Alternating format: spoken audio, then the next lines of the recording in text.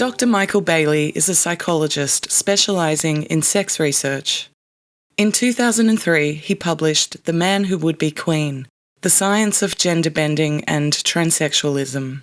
The book explores a number of topics, like the link between childhood gender nonconformity and homosexuality in adulthood, and gender identity formation in children with intersex conditions.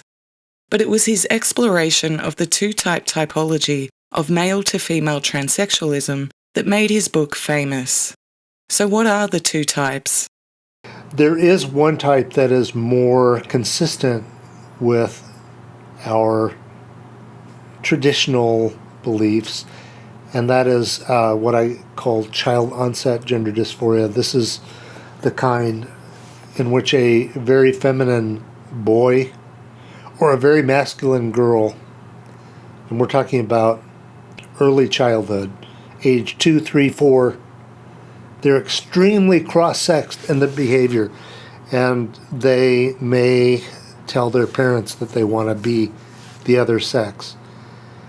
That kind is, I think, what the average person tends to think of when they think about a transsexual. Once upon a time, this is exactly what I thought was going on for all males who transition. In adulthood, this type is known as homosexual transsexualism because they're exclusively attracted to men. But it's the second type of male-to-female transsexualism that's far more prevalent in Western societies. Some estimate that around 75% of males who transition are autogynephiles.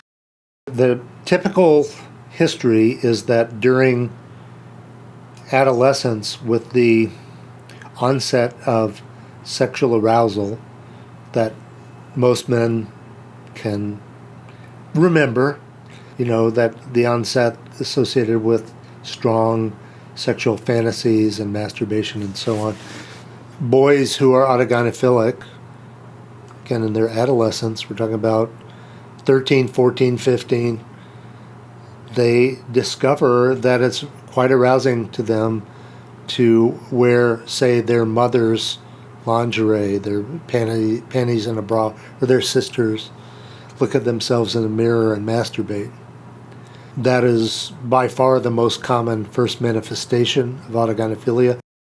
That's a very different description from the narrative pushed by the trans lobby.